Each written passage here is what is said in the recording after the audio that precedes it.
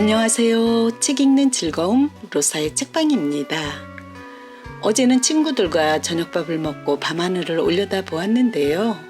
남쪽 하늘에 상현달이 떠 있더군요. 저 달 봐. 저 달 둥근 달 되면 추석이네. 이런 이야기를 나누었답니다. 저는 추석이 다가오니 해야 할 일이 많아져 마음부터 바빠졌지만 맑고 상큼한 달을 바라보니 감성적이 되더군요. 여러분들은 추석하면 어떠한 것들이 떠오르는가요? 오늘 소개해드릴 작품은 박안서 작가의 갱년기의 기나긴 하루라는 소설인데요. 이 작품은 2008년 가을 문학에 발표되었습니다. 갱년기 하면 중년 여자 그리고 열이 많이 난다는 말을 제일 먼저 하게 되는데 사람에 따라 강도가 다소 다르죠. 오늘 감상할 갱년기의 기나긴 하루는 어떤 내용일지 소설 속으로 들어가 보겠습니다.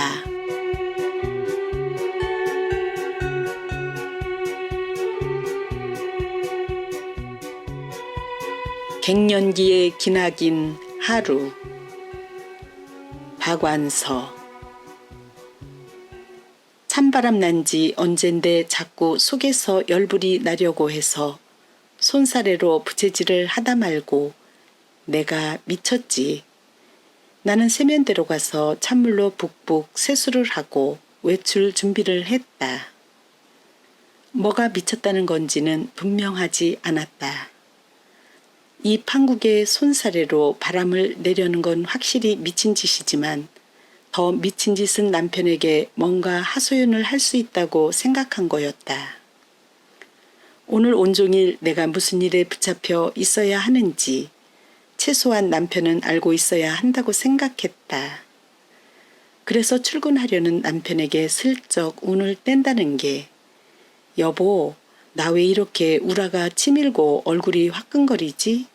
했더니 그가 한다는 소리가 갱년기인가 보군 했다. 그래, 갱년기일 수도 있었다. 그러나 그 화상이 그렇게 말하면 안 되지. 지가 여자에 대해 뭘 안다고 의학적인 답변으로는 나 지금 갱년기가 맞는 말일 것이다. 그러나 80 노인들이 모여 앉아 갱년기 타령을 하는 것을 참아내야 할 걱정으로 아침부터 우울증에 빠져있는 아내에게 그건 할 소리가 아니지. 실은 그 다음에 한 짓이 더 한심했다. 신우이한테 전화를 건 것이다. 신우이하고 시어머니는 다 같이 시자 돌림이지만 두 사람이 앙숙이기 때문에 신우이한테서는 벌써부터 시자를 떼어놓고 생각하고 있었다. 여고 동창이기도 해서 시어머니가 뭐라든 결혼하고도 서로 이름을 부르며 지나왔다. 전화를 받자마자 신우이가 먼저 선수를 쳤다. 너 오늘 또 우리 엄마네 파출부 나가는 날이로구나. 네 목소리 듣고 그것도 모를까? 내가 누군데. 그 노인네 독립심 하나는 끝내주더니 요새 왜 자꾸 며느리한테 엉키려 들지? 너 힘든 거 나 다 알아. 나한테도 조먹혔냐? 이혼하기 전까지는 너 그때 속 편하게 지낼 수 있었던 건 내가 대신 받아줬기 때문이란 거 이제라도 좀 알아먹어라. 그렇다고 너까지도 이혼하란 소리는 아니고 노인네 그래봤댔자 사라져가는 세대 아니냐? 너무 신경 쓰지 말고 대충대충 넘겨. 까짓거 쿨하게 굴어. 쿨하게. 아니면 너도 나처럼 이혼을 하든지. 또 그놈의 쿨. 남은 더워 죽겠는데 신우이는 저 하고 싶은 말만 하고 나서 일방적으로 전화를 끊었다. 진지하게 의논하고 싶은 일이 있어서 걸었는데 이쪽에다는 한마디도 말할 틈을 주지 않았다. 실은 이혼에 대해 물어보고 싶었다. 이혼에 따른 전반적인 문제, 심리적 후유증, 법적인 문제, 재산 분할, 가족의 역할 등등. 할 말을 못다 해서 잠시 멍하고 있다가 안 하길 잘했다고 생각을 고쳐먹었다. 복잡하고 구질구질한 건 질색인 신우이였다. 서두만 듣고도 머리를 흔들고 끝까지 들으려고도 안 할 것이다. 남들의 통속적인 속내에 전혀 호기심 없는 태도 자체가 도덕적인 해결책보다 훨씬 도움이 될 적이 있었다. 지금도 그런가? 파출부 다음으로 해야 할 오늘 일에 대한 부담이 한결 가벼워지는 것 같았다. 쿨하게, 바로 그거야. 사실 신우이가 이혼하기 전까지 시어머니는 며느리 같은 거 거들떠도 안 봤다.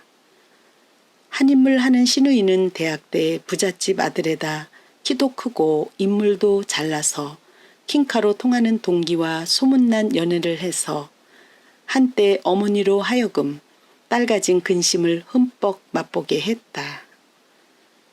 어머니의 성화에는 아랑곳 없이 그야말로 서늘하게 견디던 신우이는 그 킹카가 가업을 이어받은 후에 결혼에 골인했고 연이어서 아들, 딸을 차례로 낳았다.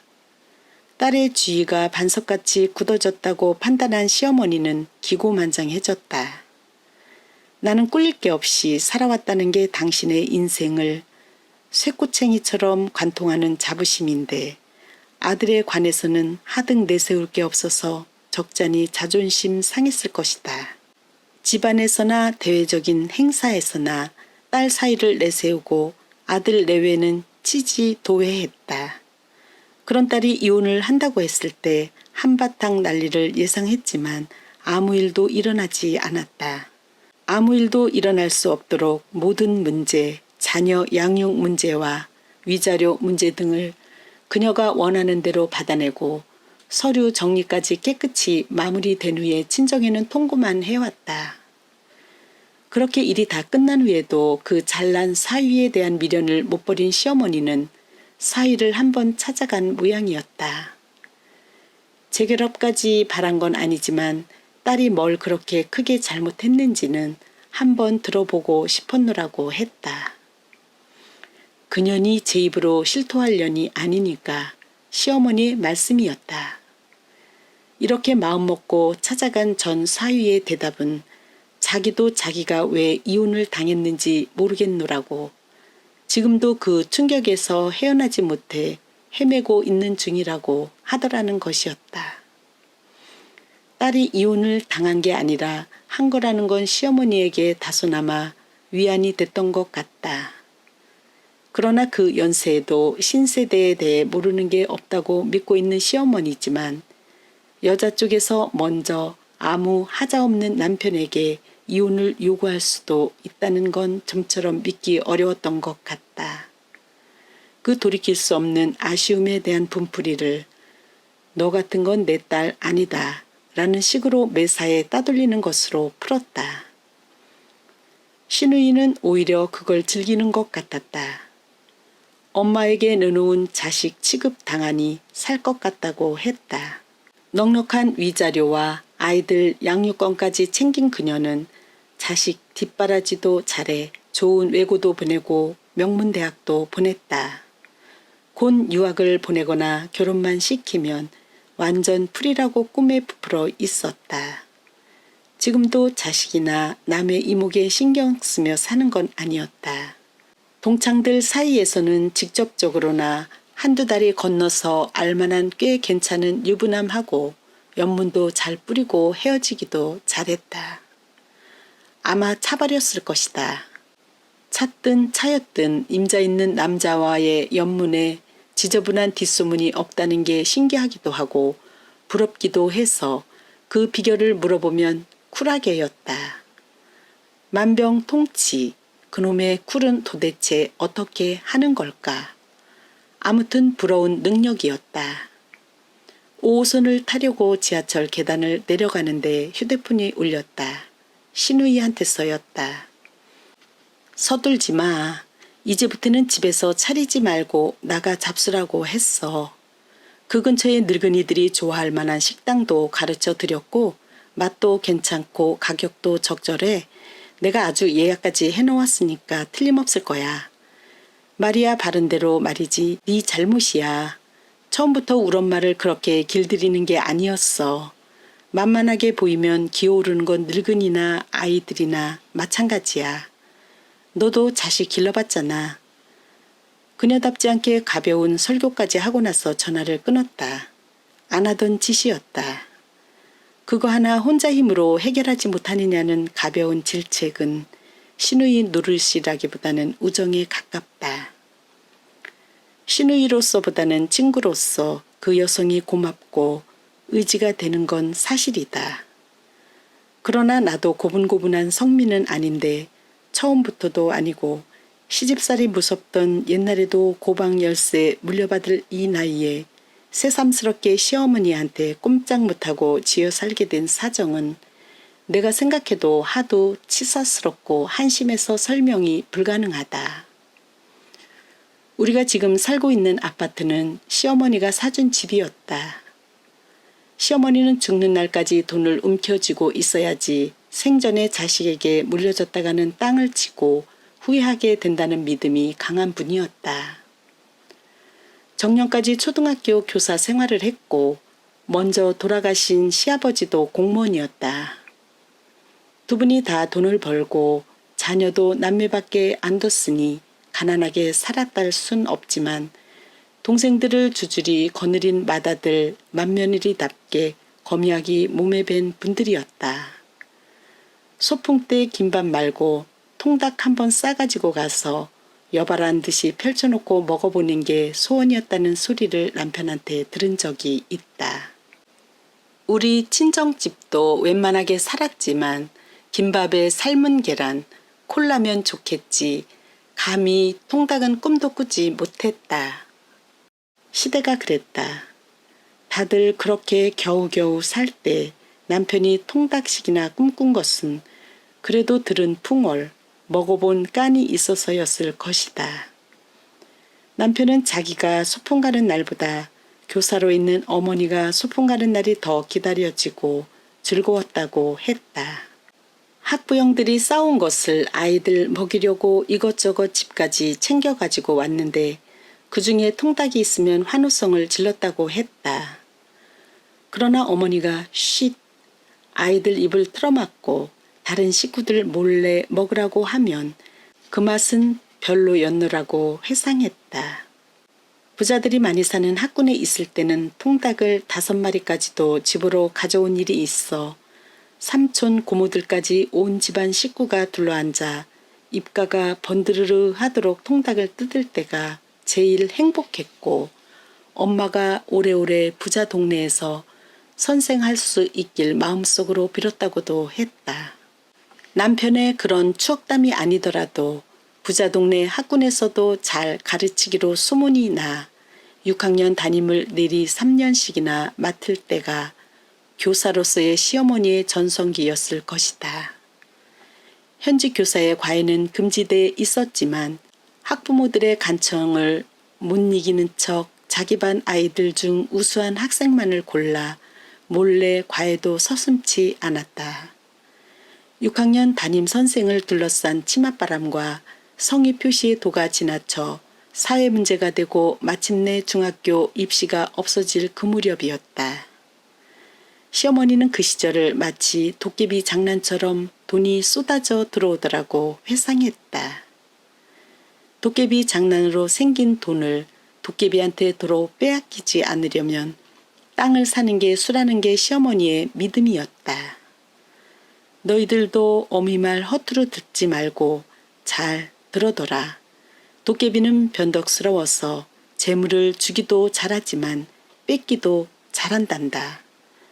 귀찮다고 아무데나 부리고 간 재물을 돌려달라고 나타나면 저기 있다고 재물하고 바꾼 땅덩이를 가리키면 그 땅 내 귀퉁이에다 말뚝을 박고 거기에다가 줄을 매고 밤새도록 영치기 영차 땅덩이 떼가려고 용을 쓰다가 새벽에 지쳐서 가버리고 며칠 밤 그러다 만다더라.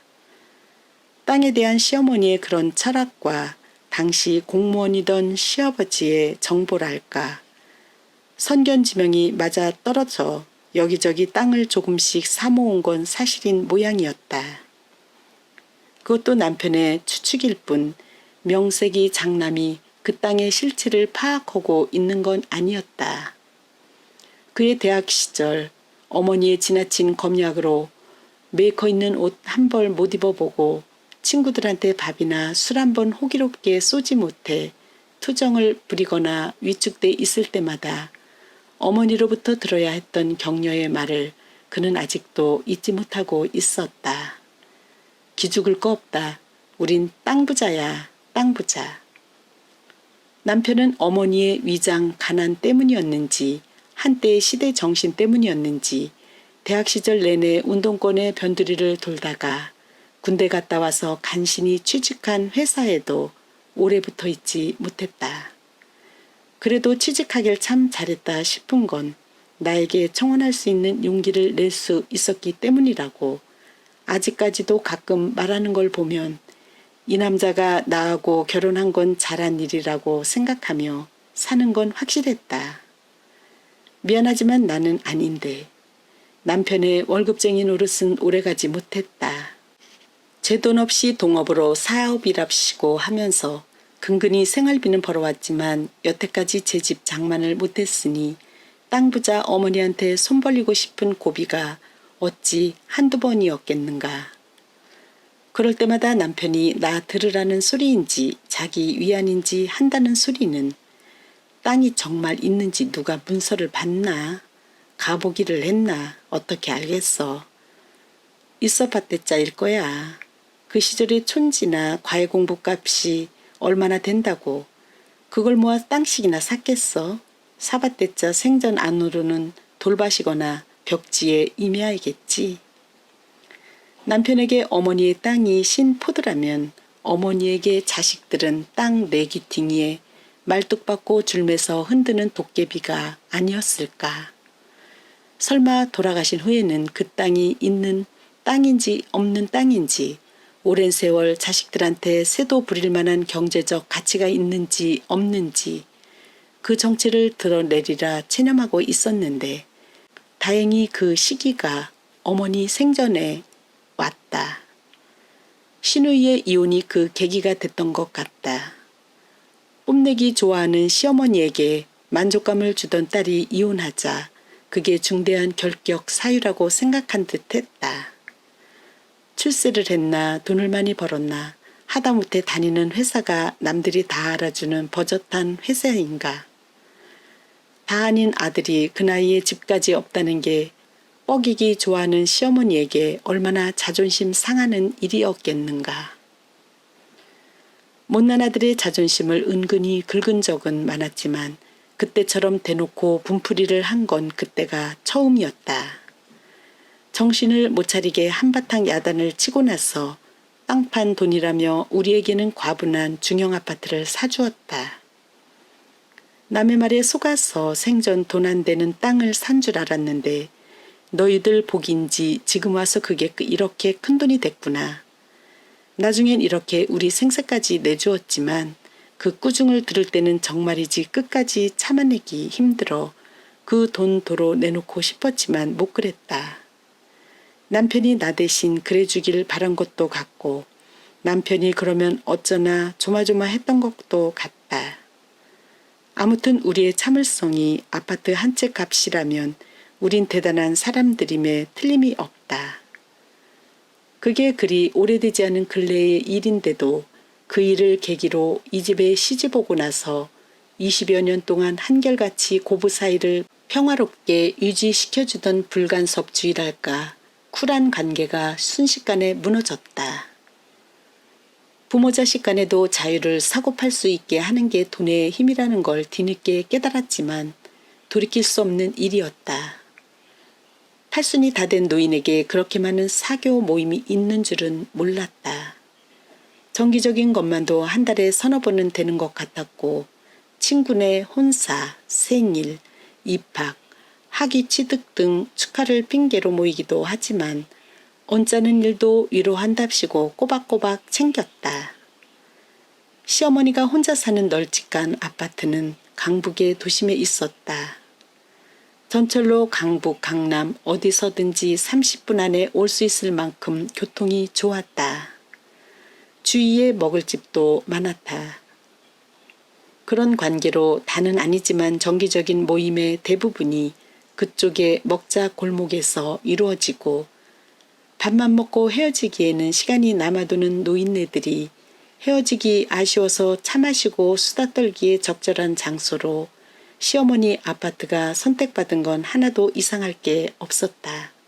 이상한 건 어느 틈에 그 모임이 나까지 엮여들게 되었고 지금처럼 시어머니 일정을 시시콜콜 알게 된 것이다. 아파트를 사주시고 나서 시어머니가 나에게 말씀하시는 투가 강압적으로 변한 것도 사실이고 내가 그걸 꾹 참고 받아들인 것도 사실이지만 이렇게까지 될 줄은 몰랐다. 처음 시작이 얼마나 모욕적이었는지는 잊혀지지 않는다. 시어머니 희수 때였으니까 아파트 사주신 지 얼마 안 됐을 때였다. 아무리 자식 신세에 앉는 걸 코에 걸고 사시는 도도한 분이라지만 생신만은 우리가 꼬박꼬박 챙겨드렸다. 거의 밖에서 치렀지만 그건 당신이 원하셔서 그랬던 거고 집에서 차리기 싫어서 그랬던 건 아니다. 그러나 이번만은 이름 붙은 생신이고 버젓한 아파트도 장만했겠다. 집에서 차리겠다고 했더니 당신도 좋아하셨다. 집들이 겸해서 가족은 물론 가까운 친척까지 청해서 풍성하고 화기애애한 잔치를 벌여 시어머니를 흐뭇하게 해드렸다. 그 후에도 내 음식 솜씨를 두고두고 칭찬해 주신 것도 애써 차린 보람이었다. 문제는 그 다음이었다. 꼭 대접해야 할 친구분들이 몇 분 기다리고 있다고 했다. 집에서 차려드려야 하나 했더니 그게 아니라 먹긴 밖에서 먹지만 딸이나 며느리가 참석해서 살갑게 대접도 하고 나중에 음식값도 내는 게 당신네들 생신 모임의 갈래라고 했다. 자식 신세 안 지고 산다는 걸 코에 걸고 사는 잘난 노인네들인 줄만 알았더니 자식 효도 받는 걸 자랑하고 싶어하는 귀여운 데도 있구나 싶어 기분이 좋았다. 그럼 지금까지 그 역할은 누가 했을까? 보나마나 신우였겠지. 신우이 이혼 후에도 남들이 행여 수군거릴까 신경 쓰면서도 맡길 데가 거기밖에 없었을 시어머니를 생각하니 불쌍한 마음까지 들었다. 그 잘난 시어머니를 불쌍히 할 수 있는 행복을 누릴 수 있는 건 거기까지였다. 그날 시어머니한테 당한 모욕은 며느리로 하여금 다시는 구분과 화해할 수 없도록 만들었다. 사사회 모임이니까 엘호텔 뷔페로 할 거라고 했다. 사사회라는 모임 이름은 경성사범 입학연도인 1944년도에서 따온 거라고 했다. 시어머니는 당신이 경성사범 출신이라는 걸 자랑스러워할 뿐만 아니라 일제시대에 들어갔다는 걸 반드시 밝히고 싶어 했다. 일제시대에 경성사범 들어가는 건 하늘의 별 따기, 전교 1등이나 가능한데 그 전교도 시시한 학교는 안 되고 명문 국민학교래야 된다는 거였다. 그런 식민지적 사고방식은 내 알 바 아니지만 사사란 이름은 그닥 좋은 이름 같지 않다고 했더니 또 한바탕 강의를 들었다. 우리나라나 죽을 사자라고 사를 싫어하지 일본말로는 사가, 요시, 좋은 거, 착한 거라고 통하는 기란 숫자라는 거였다. 사사회 멤버는 다행히 많지는 않았다. 연세들이 높으니까 돌아가신 분도 있고 그분들의 특별한 우월감에 동조할 만큼 현재의 삶도 유복한 분들만이 동참하는 모임 같았다. 엘호텔이라면 점심값이 꽤 나갈 텐데 내심 쫄지 않은 건 아니지만 그래도 처음 해보는 대외적인 효도인데 그 정도는 해야지. 집에서 요리 솜씨 부릴 때보다 훨씬 더 신이 났다. 노인네들이 식탐도 많고 예상했던 것보다 양도 큰 것에 놀랐다. 헌부대의 곡식이 더 많이 들어간다는 옛말을 실감케 했다. 눈치 봐서 잘 잡수는 것을 접시가 넘치게 덜어다 드려도 순식간에 없어졌다. 갈비는 물론 노인네들이 잡숫기 어려운 대게나 가재도 미처 채워드리기 전에 어찌나 잘 잡숫는지 아무리 비페라지만 너무 자주 드나들며 맛있는 것만 담아오는 게 눈치가 보일 지경이었다. 당신들도 좀 움직였으면 좋으련만 처음 한 접시만 손수 덜어오고 앉은 채 꼼짝 않고 맛있는 걸 마음껏 즐기시는 걸 보니 아무리 비싸도 돈이 안 아까울 것 같았다. 나름대로 보람 있는 효도를 한 것 같아 꽤 나가는 음식값도 아까운 줄 몰랐다. 카드도 긋고 영수증을 받는데 손님들을 저만치 앞세우고 뒤처졌던 시어머니가 종종 걸음으로 돌아오더니 영수증을 날렵하게 낚아채서 당신 핸드백에 찔러 넣으면서 날카롭게 속삭였다. 네 구자로 붙여주마. 더도 말고 덜도 말고 꼭 그만한 액수가 다음날 내 통장으로 입금돼 있었다. 그 순간 모욕당한 듯한 기분은 아파트를 당장 토해내도 시원치 않을 것 같았다. 희수회에는 그 비슷한 모임이 몇 번 더 있었다. 희수니까 나도 될 수 있는 대로 기쁜 마음으로 허울뿐인 맏며느리 노릇에 충실하려고 했다. 사사 모임 외에는 다들 L호텔보다는 싼 데서 했지만 여러 번 치르는 걸 보니 그게 다 내 주머니에서 나간다면 수월치 않은 액수일 테니 마냥 좋은 얼굴만 할 수는 없을 것 같았다. 역시 그분은 나보다 한 수 위였다는 걸 인정 안 할 수가 없었다. 평생 교직에 종사한 분이 그렇게 사교 범위가 광범위한 것은 공립학교의 성격상 옮겨 다닌 학교가 그만큼 여러 군데였기 때문일 것이다. 희수회가 지나자 한숨 돌리는가 했더니 올해부터는 사사회가 발목을 잡았다. 시어머니가 오라는 데도 많고 나갈 때도 많아 집에서 식사할 일이 거의 없다는 건 친정적으로 동기간도 많고 교직 사회에서 맺은 관계망이 광범위하고 하다못해 해외여행 갔다 올 때마다 새로운 친구를 만드는 그분만의 특별한 리더십 같은 것 때문일 터이니 결코 따뜻한 분은 아니었다. 내가 느끼기엔 그랬다. L호텔에서 영수증을 날렵하게 낚아챌 때 찬바람이 도는 것 같은 쌀쌀한 기운을 늘 몸 어딘가에 붙이고 살았다. 맺고 끊는 듯 분명한 성격을 당신도 느끼고 있는 듯 당신은 워낙 성질이 고약해서 어려운 세월 보내면서 빠듯하게 살 때도 개라는 걸 못 해봤느라고 했다. 나보기에 영락없이 개 오약감인데 그 옛날에도 땅을 사려면 그 첫걸음이 개가 아니었을까 싶었는데 그게 아닌 모양이었다. 사사회가 정기적으로 모일 구실로 개를 만든 건 최근의 일이라고 했다. 그것도 누가 목돈을 타가기 위한 개가 아니라 돈만 다달이 각출할 뿐 타가는 사람은 따로 정해져 있었다.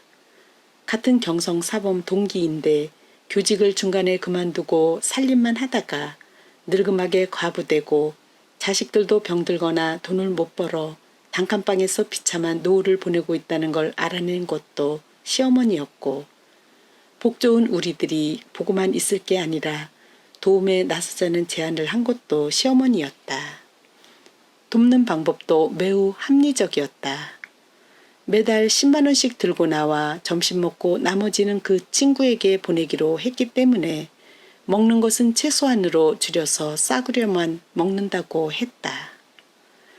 그 정도만 해도 감동 스토리인데 시어머니는 거기 만족하지 못하고 점심은 자기 집에서 낼 테니 모인 돈 전액을 보내자는 안을 냈고 전서부터 시어머니 아파트를 가장 편하게 여겼던 멤버들로부터는 물론 대환영을 받았다.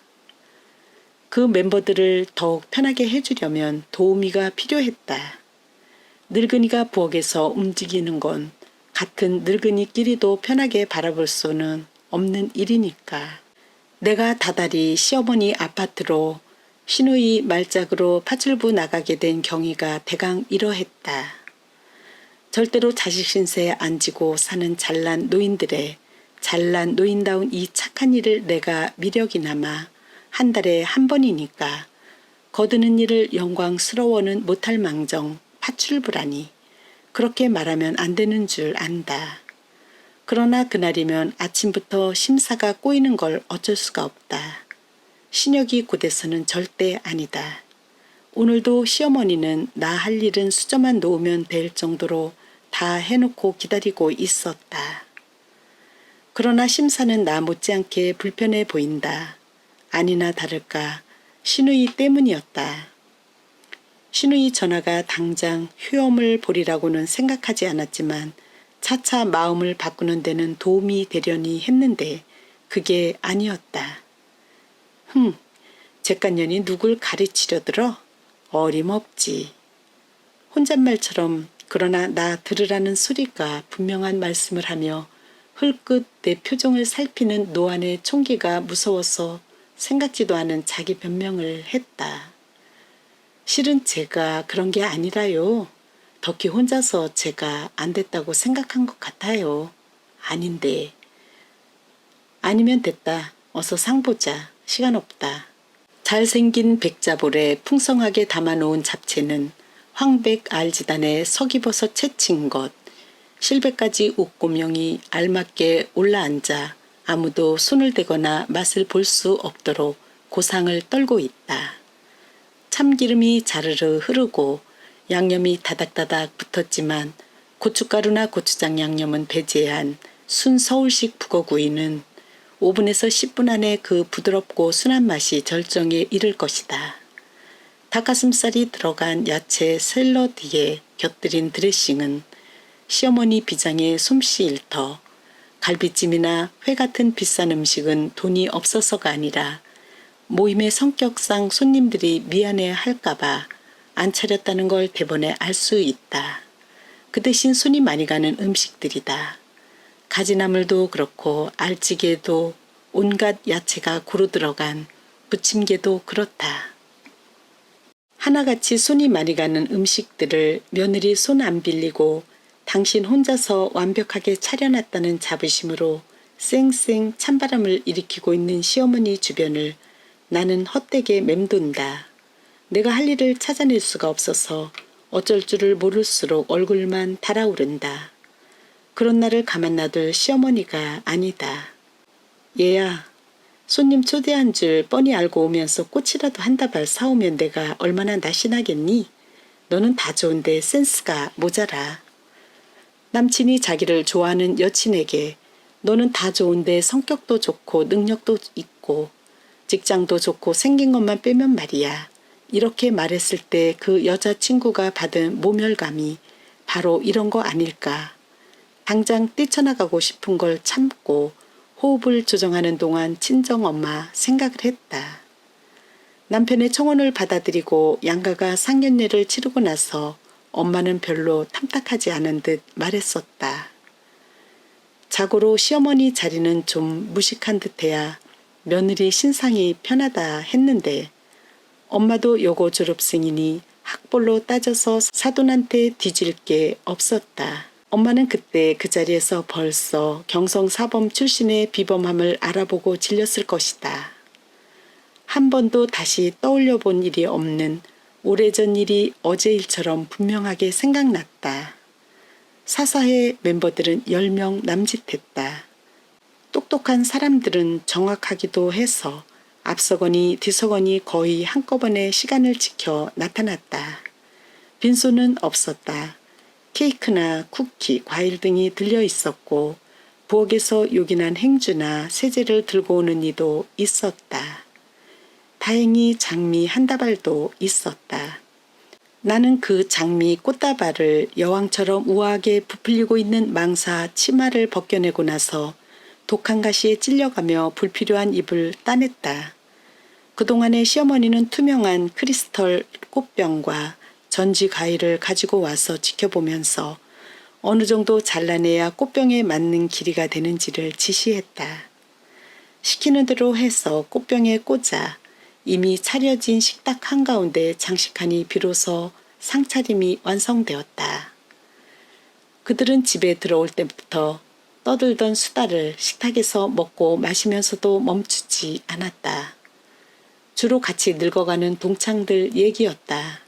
누구는 암, 누구는 치매, 누구는 뇌졸중에 걸리고 누구는 과부가 됐다는 우울한 소식에도 그분들의 식욕은 주춤도 안 하고 심란해지는 것 같지도 않았다. 정년까지 교직 사회에서 버티면서 여러 학교를 거친 분들이니까 이름만 대면 모르는 사람이 없어서 화제도 무궁무진했다. 이름이 잘 안 통할 때는 창씨 개명한 이름을 생각해내기도 했다. 걔 있잖아. 준교사 자격증으로 선생되네. 또는 지방 사범학교 출신 누구누구라고 출신 학교로 편을 갈라 말하기도 했다. 그때 그 노인네들 표정에 스치는 공통의 우월감을 바라보면 딱하기도 하고 느글거리기도 했다. 실은 나도 명문고 출신이지만 티 안 내고 살았다고 자부하는데 그럴 기회가 없어서 못 낸 거지. 동네 아줌마나 문화센터 같은 데서 같은 학교 출신이라는 걸 내세우는 여성을 보면 저희가 시험 보고 들어갔을까 뽑기로 들어갔을까 그거 먼저 궁금해하는 주제의 말이다. 배불리 잡숫고 나서 남은 음식은 싸달라고 했다.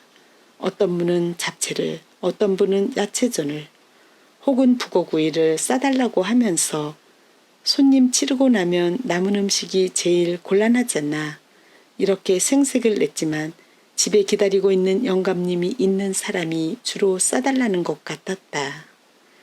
영감님이 계신데도 남은 음식 차례가 안 간 이에게는 넌 가다가 김밥이나 족발이라도 사가지고 가렴 일러주기도 했다. 식사가 끝나고 자리가 거실 소파로 이동하자 나는 재빠르게 남긴 음식들을 락앤락에 옮겨 담아 냉장고에 넣고 빈 접시들을 식기세척기 속에 요령 좋게 쟁여 넣었다. 아직 빈자리가 많았다. 빈자리가 남았는데 돌리는 건 금지돼 있었다. 잘된 일이다. 나는 마음이 급했다. 원두로 할 것인가 인스턴트로 할 것인가. 커피 주문도 받고 과일도 깎아 후식 자리를 마련했다. 커피든 녹차든 시어머니 의중에 가장 아름다운 잔을 대령해야만 뒷말이 없다는 것도 스트레스였다. 시어머니 생각으로는 그거야말로 센스의 문제일 터. 그러나 센스야말로 간섭을 가장 싫어하는 원초적인 감수성이라는 걸 그는 알까. 후식 자리의 화제는 단연 아픈 얘기였다. 고혈압, 당뇨, 불면증, 건망증, 난청, 퇴행성 관절염, 심지어는 요실금까지 병자랑을 하기 시작하면 한도 끝도 없고 거기 맞는 의사나 병원, 민간요법, 약초, 사기꾼 등 화제는 꼬리에 꼬리를 물었다.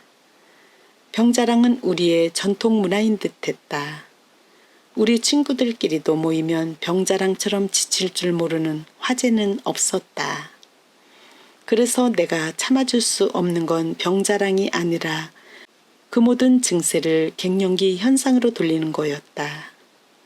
갱년기엔 누구나 다 그래. 갱년기 현상은 조만간 지나가게 돼 있어. 갱년기를 잘 넘겨야 되는데 정작 갱년기는 여기 이 부엌 구석에서 거봉포도를 송이째 내놓을 것인가 알알이 떼어서 내놓을 것인가를 못 정해서 속에서 연불이 나고 있는 난데 나는 손사래로 부채질을 대신하면서 조용히 음습한 죽음이나 직시해야 할 노인들의 즐거운 착각도 이쯤 되면 축이 치매 현상이 아닐까 걱정이 되는 한편 재미있기도 했다. 제동을 걸 사람이 없어서인지 착각이 착각을 불러오기 시작하면서 화제에도 기름이 오르기 시작했다. 병자랑이 서로의 용모에 대한 탐색으로 변했다. 그래, 갱년기니까 병자랑보다도 미용에 대한 관심이 더 어울릴 거야. 너 그동안 보톡스 맞은 거 아니야? 벼르더니 쟤 저번에 땡긴 거 이제 자리 잡을 때가 됐는데 아직도 어색한 거 같지 않니? 제가 몇 년이나 젊어지나 봐가며 나도 해볼까 하는데 난 지방에서 성형외과에서 돈 엄청 번 우리 아들 친구가 지 병원에 내려와 입원해서 일주일만 있으래. 그동안에 감쪽같이 30년은 젊어지게 해주겠다는데 엄두가 안 나. 영감이 자리 보존하고 있는데 내가 그러고 나타나봐 두 번째 심장 발작 일으킬걸? 한 사람의 30년 젊어지는 꿈은 갱년기 연령까지 30년 전으로 끌어내려 처녀 때 자기가 한 인물 한 얘기, 자기를 따르던 숱한 남자들 얘기, 자기 때문에 약먹은 남자 얘기. 아니야. 나도 그 남자 아는데 너 때문이 아니라 나 때문이었어. 어머머. 그 남자 약 때문이 아니라 늙어 죽은 지 언젠데 싸움 나겠네? 이런 식이었다. 연애는 영원한 회춘제인가. 노인들은 자기가 지금 몇 살인지 헷갈리고 왔다 갔다 하면서 보기 민망할 정도로 생기가 나 보였다. 그런 행복한 헷갈림은 여행가 남편을 따라 이 지구상에 안 가본 데가 없다는 비교적 점잖아 보이는 분에게 이르러 허망한 절정에 달했다. 그가 말했다. 너희들은 내가 별의별 나라 다 여행해 본 줄 알지만 아직 못 해본 여행도 있단다. 뭔데 어딘데? 젊은 꽃미남하고 눈이 맞아 무작정 도망치는 해외여행. 세상에 꿈도 크지. 미쳤어. 누가 그런 것 같은데 분위기가 곧 가라앉고 조용해졌다. 그의 말투에는 농담 따먹기와는 다른 아이러니가 있었다. 저들의 태영의 끝은 어디일까? 조마조마하던 차였다. 누군가 노래를 부르자고 했다.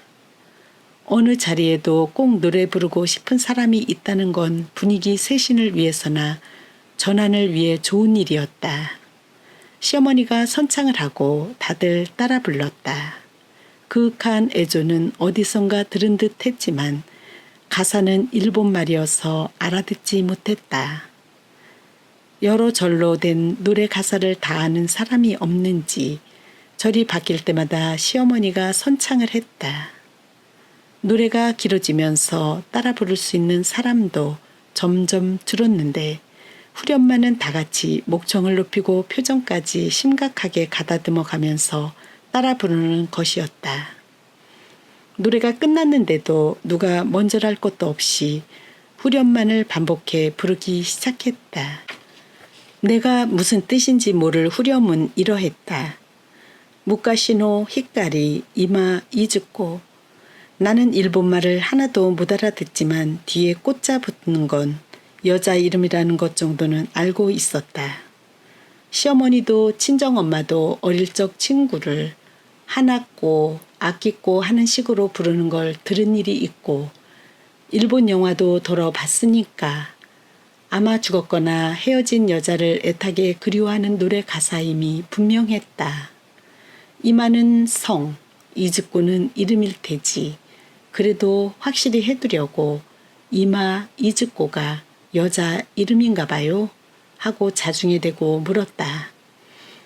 아니라고 하면서 무카시노 히카리 이마 이즈꼬라는 후렴 문장 한 소절을 통째로 해석해 주었다.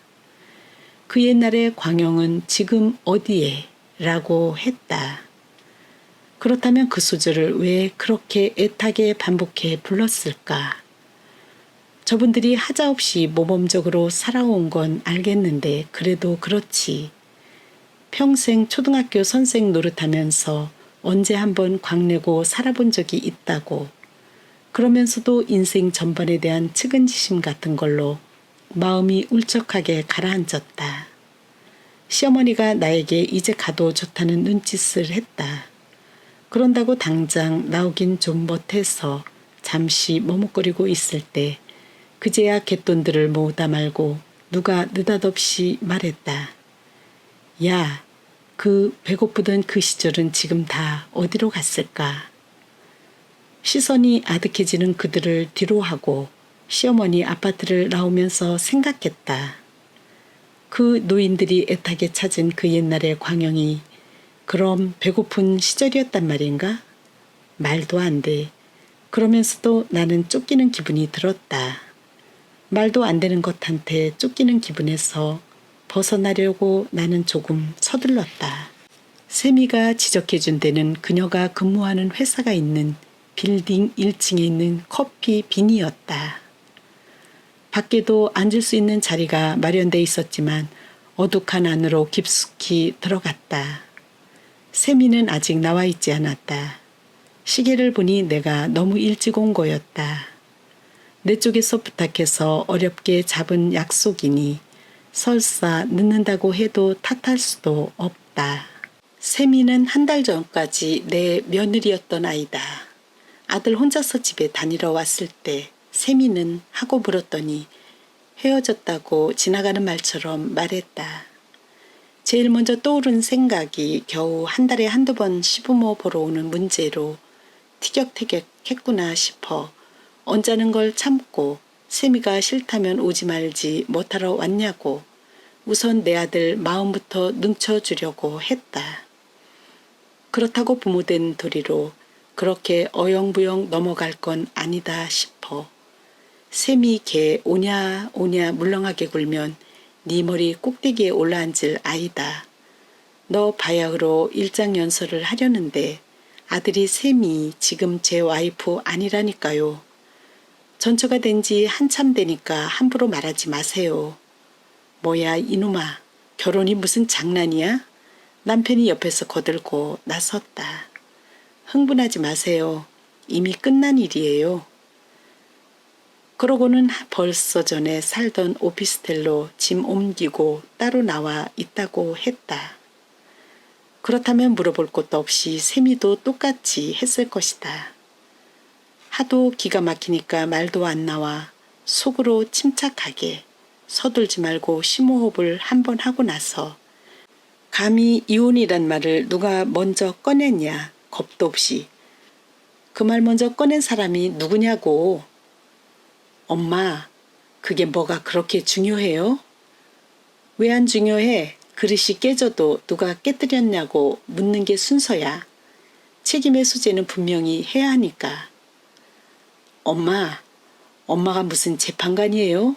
따질 걸 따지세요. 우린 서로 같이 사는데 멀미가 났을 뿐이에요. 우린 둘 다 어엿한 성인이고요. 글쎄, 누가 먼저 멀미를 냈냐니까. 어느 날 내가 멀미를 내고 있다 보니 그 친구도 멀미를 내고 있더라고요. 멀미 나는 차는 빨리 내리는 게 수지 누가 먼저 멀미가 났냐는 따져서 못하게요. 걔 참 앙큼하구나. 셈이 말이다. 남의 자식 그렇게 말씀하지 마세요. 우린 지금 남남이라니까요. 완전. 그 애들은 부모 속도 안 썩이고 부담도 안 주고 너무도 쉽게 결혼했다. 요즘 혼기보다는 좀 이른 나이긴 했지만 혼기를 놓치는 것보다는 낫다고 생각했다. 아들은 좋은 대학 경영학과 나와 재벌 기업에 취직했으니 월급도 많이 받았을 것이다. 지희 아버지와는 달리 재벌에 대한 적대감도 없고 경제관념도 야무져서 오피스텔도 세든 게 아니라 샀다고 했다. 며느리도 제 힘으로 장만했는지 부모가 사줬는지는 모르지만 자기 명의의 오피스텔에 살다가 둘이 결혼하게 되니까 두 오피스텔을 전세줘서 합한 돈으로 살만한 아파트를 전세내서 신혼살림을 꾸리다가 파경을 맞은 것이다. 이런 사정이니 아들은 결혼할 때도 부모에게 신세를 지거나 걱정을 끼칠 일이 하나도 없었다. 그런데도 그때 난 왜 그렇게 심란했을까? 이러려고 그랬나? 부모한테 손 안 벌리고 일륜대사를 치르려는 아들이 대견한 것만은 아니었다. 남다하는 걱정을 나만 안 하는 게 왠지 불안했다. 이유를 알 수 없는 고약한 소외감이었다. 뭐가 잘못됐을까 곰곰이 생각해 본다. 예단을 생략하자는 건 아들 가진 쪽에서 예의상 한번 해본 소린데 그쪽에서 100% 수용했다. 기분이 나빠지려고 했지만 경험자들로부터 얻어들은 가장 천격스럽고도 복잡 미묘한 저울질에서는 일단 비껴난 것 같아 한숨 놓았었다. 그 대신 패물은 좀 해주려고 했는데 커플 반지가 있으니까 됐다고 하는 걸 살살 달래서 귀금속상에서 만나기로 힘들게 날짜를 받았다. 세미는 그 으리으리한 보석상을 한번 쭉 휘둘러만 보고는 됐어요. 뭐가 됐다는 건지 내 소매를 끌고 가까운 백화점으로 갔다. 그러고는 액세서리 파는 데서 장난감 같은 팔찌와 귀걸이, 목걸이들을 성의 없이 마치 쓸어 담듯이 골라 잡았다. 그래봤대자 귀금속에다 대면 몇 푼 안 되지만 쓰잘데없는 것들을 하도 여러 개 사는지라 얘야 하나를 가져도 값나가는 걸 가져야지. 그따위 것들 아무리 많이 봐야 아쉬울 때 하나도 도움 안 된단다 했더니 세미가 그 동그랗고 맑은 눈으로 나를 빤히 쳐다보면서 그럼 궁할 때 팔아먹으라고 저한테 팹을 해주려고 하셨어요? 이러는 거였다. 참 맹랑한 아이구나 싶기는 했지만 욕심스러운 아이는 아닌 것 같은 게 마음에 들었었다. 이런 며느라기니 설사 아들이 이혼을 당했다고 한들 거덜날 것은 없으리라. 거덜도 뭐가 있어야 날 게 아닌가. 아들, 딸 결혼할 때마다 한 재산 기울여서 기울일 재산이 없으면 빚을 내서라도 떡 벌어지게 해주고 예단 임내 살집 임내 과분하게 장만하는 사이에 사돈집과 갈등을 빚기도 하고 자식들한테 정 떨어지기도 하는 과정이 왜 있어야 하는지 알 것 같았다. 부모는 투자를 안 했으니 부모의 발언권이 약하고 저희들끼리는 구속력이 없었던 게 아닐까. 결혼이 무슨 장난이냐고 일단 호통을 치긴 했지만 돈 문제가 얽히지 않은 결혼은 장난에 불과할 수도 있는 게 아닐까. 드나드는 젊은 여자들은 하나같이 팬티가 보일랑 말락하게 짧고 나풀나풀한 치마를 입고 있다. 커피빈 안쪽 벽은 완만한 둥근 곡선인데 선을 따라 턱을 만들어 놓아 걸터 앉을 수도 있게 꾸며 놓았다.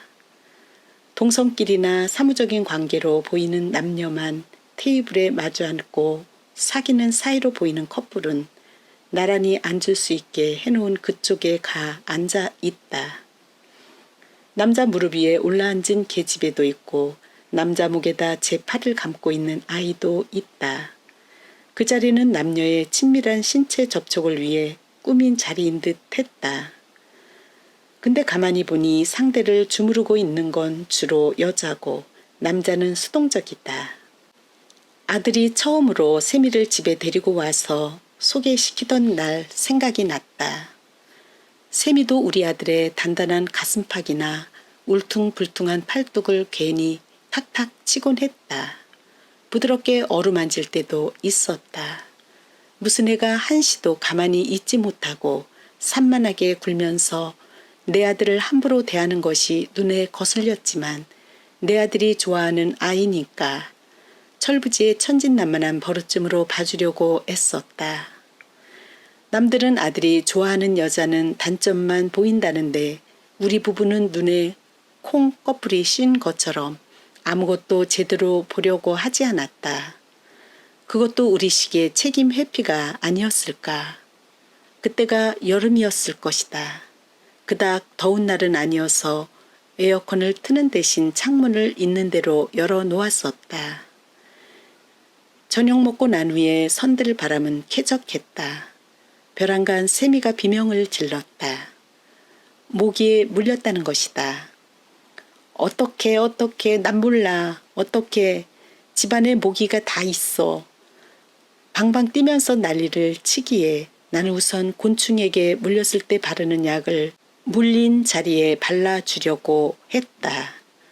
물것에 예민한 체질인 것 같았다. 희고 길고 매끈한 팔뚝에 두 군데나 방금 물린 자국이 콩알처럼 부풀어 올라 있었다. 약을 발라주었는데도 팔짝팔짝 뛰면서 천근 같은 우리 아들에게 당장 그 모기를 잡아 죽이라는 것이었다. 그래 오빠가 당장 잡아올게. 아들은 식당과 거실의 의자들을 넘어뜨리기도 하고 건너뛰기도 하면서 온 집안을 난장판을 만들고 나서 기어코 모기 한 마리를 손으로 때려잡아 개선 장군처럼 자랑스럽게 세미에게 갖다 바쳤다. 바쳤다기보다는 손바닥에 묻은 모기 자국을 보여준 거였다.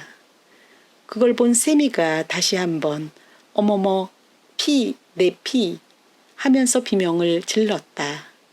무슨 소리인가 했더니 그 모기는 세미를 문 목이라는 분명한 증거를 남기고 죽었다. 아들 손바닥에는 모기 자국보다 더 많은 붉은 피 자국이 선명하게 남아 있었다. 아들을 보니 세미보다 더 모기에게 빨린 피를 아까워하는 표정이 역력해서 혹시 아들이 그 피를 핥아먹는 게 아닐까 조마조마한 마음으로 지켜보았더랬다. 그때부터 난 그 아이가 마음에 안 들었다. 모기보다 더 앵앵거리던 혀짧은 어리광하며 남의 아들을 그 부모 앞에서 머슴대하듯 하는 버르장머리하며 공주병도 중증이었다. 그러나 남편은 귀여운 듯이 바라만 봤고 그 애를 보내고 나서 우리 아들이 어쩌다 그런 아이를 좋아하게 됐는지 모르겠다고 마음에 안차 했더니 그가 한다는 소리가 내버려둬. 곰하곤 못 살아도 여우하곤 살 수 있다지 않남? 엄마가 하도 무뚝뚝하고 둔하니까 제 짝은 정반대로 골라 잡은 거야. 그때 남편하고 한바탕 싸워서라도 그 혼사를 막아야 했거늘. 세미가 들어오고 있었다. 딴 계집애들처럼 나풀대는 초 미니스커트를 입고 굽이 10cm나 될 것 같은 구두를 신고 모델처럼 또박또박 우아하게 걸어 들어왔다. 한때 며느리였던 여자와 마주 앉는다는 건 모르는 사람끼리 합석하는 것보다 더 어색했다. 세미는 머리만 한번 까닥하고 나서 만나자고 한 것은 네가 먼저니 말도 네가 먼저 하라는 투로 나를 빤히 바라보기만 했다. 면구스러워 나는 시켜만 놓고 안 마시고 있던 카푸치노를 한 모금 홀짝 넘기면서 말문을 열었다. 어떤 커피로 할래?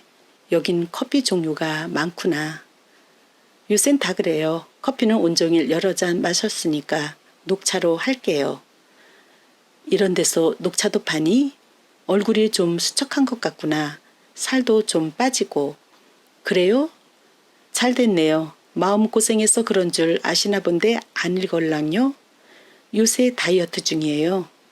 결혼 생활하는 동안 스트레스 받아서 살만 쪘거들랑요? 아유 끔찍해. 글쎄 이 몸매에 3kg이나 불었으니까요. 직장일은 잘 되니? 그럼요. 요새 오직 일에만 매달려 있으니까 행복해요. 오빠한테 얘기 들으셨을 텐데 왜 만나자고 하셨어요? 왜 만나잔 게 잘못됐냐? 아무리 너희끼리 좋아서 한 결혼이라지만 정식으로 양가 어른 일가 친척 모시고 한 결혼인데 우리에게 한마디 상의도 없었으니 부모가 된 도리로 자초지종을 알기나 하려고 불러냈다. 뭐가 잘못됐냐? 뭐 잘못하셨다는 게 아니라요. 오빠가 그 정도는 얘기하지 않던가요? 듣긴 잠깐 들었지만 하도 말 같지가 않아서. 그럼 저라도 말 같은 얘기를 해달라는 말씀인 것 같은데 왜 안 되겠니? 도대체 왜 이혼까지 하게 된 거니? 성격 차예요. 순전히. 여긴 타격난 배우들의 기자회견 자리가 아니다. 그 성격 차이라는 것 내가 좀 알아들을 수 있게끔 구체적으로 말해줄 순 없겠니? 그렇게 눈만 깜빡거리지 말고. 어지럽다. 이를테면 제가 오랜만에 오빠하고 같이 집에서 저녁 먹으려고 장 보고 온갖 솜씨 부려서 근사하게 저녁상을 봐놓으면 오빠는 먹고 들어오고 내가 꼼짝도 할 수 없을 만큼 피곤해서 대충 먹고 들어가서 침대에 널브러져 있으면 자기는 쫄쫄 굶고 들어와서 집밥이 먹고 싶어 죽을 뻔했는데 아무것도 안 해놨다고 화내고 문 박차고 나가버리고 내가 외식하고 싶을 때 오빠는 집밥, 내가 집밥 먹고 싶을 때 오빠는 외식. 지가 집밥 당번일 땐 땡땡이 쳐도 되고 난 안 되고 매사가 이런 식이었다니까요. 고작 그게 성격차란 말이니? 고작 그거라니요. 그런 일이 누적돼 보세요. 얼마나 힘든데요. 얼마나 힘들었으면 제 몸이 3kg이나 불었겠어요. 그 정도는 성격 차이가 아니라 소통의 문제 아니냐? 아침에 나갈 때나 중간에 서로의 일정이나 컨디션을 미리 알아볼 수도 있는 거 아니야? 그런 노력도 안 하고 어떻게 결혼 생활을 유지시킬 수 있겠니? 연애할 때나 신혼 때는 서로 약속 안 오고도 그런 게 척척 맞았다니까요. 보고 싶은 영화, 먹고 싶은 음식, 걷고 싶은 거리, 그런 것들을 말 안 하고도 서로 척척 알아맞혔다니까요. 사랑하는 사람끼리는 서로 그렇게 텔레파시가 통하게 돼 있는 거 아닌가요? 연애도 아마 그 재미에 했을걸요? 그게 안 통하고부터 우린 서로의 사랑을 의심했고 같이 살 까닭도 못 느끼게 된 거죠. 더 이상 대화를 계속할 수가 없었다. 벽창호끼리 마주 앉은 느낌이었다. 그날 밤 남편한테 세미한테 듣고 온 그 말도 안 되는 이혼 사유를 말해줬더니 그가 말했다. 남자들의 뇌는 결국은 엄마 닮은 여자가 마음 편하게 돼 있다더니 맞는 말이구만. 곰처럼 무뚝뚝하고 둔한 어미에게 질려서 아들이 여우 같은 여자에게 끌렸을 거라고 말할 때는 언제고. 이 집에서 못된 바람은 다 나에게로 불어온다. 대답 대신 큰 소리로 하품을 했다. 걷잡을 수 없이 잠이 밀려온다. 자야겠다. 누가 업어가도 모르게 입을 벌리고 코 골며 간간히 신음하며 남편이 관찰한 나의 자는 모습이다. 그러나 그도 나의 꿈속은 들여다보지 못한다.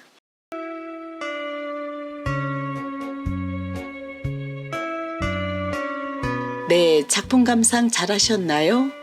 저는 베이비붐 세대로서 소설 속의 배경과 화자에 대해 공감이 많이 갔습니다. 누부모 봉양에다 자녀 세대까지 부양하는 이래저래 허리가 휘는 낀 세대이기도 하죠.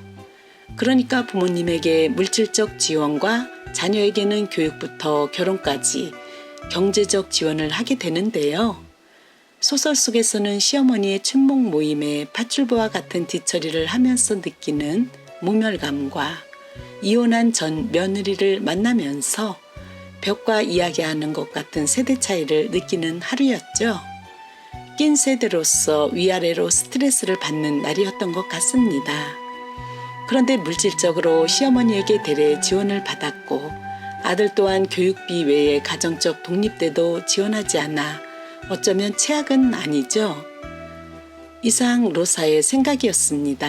로사의 책방에 오신 여러분 늘 건강하시고 평화로운 시간 되세요. 구독과 좋아요 부탁드립니다. 감사합니다.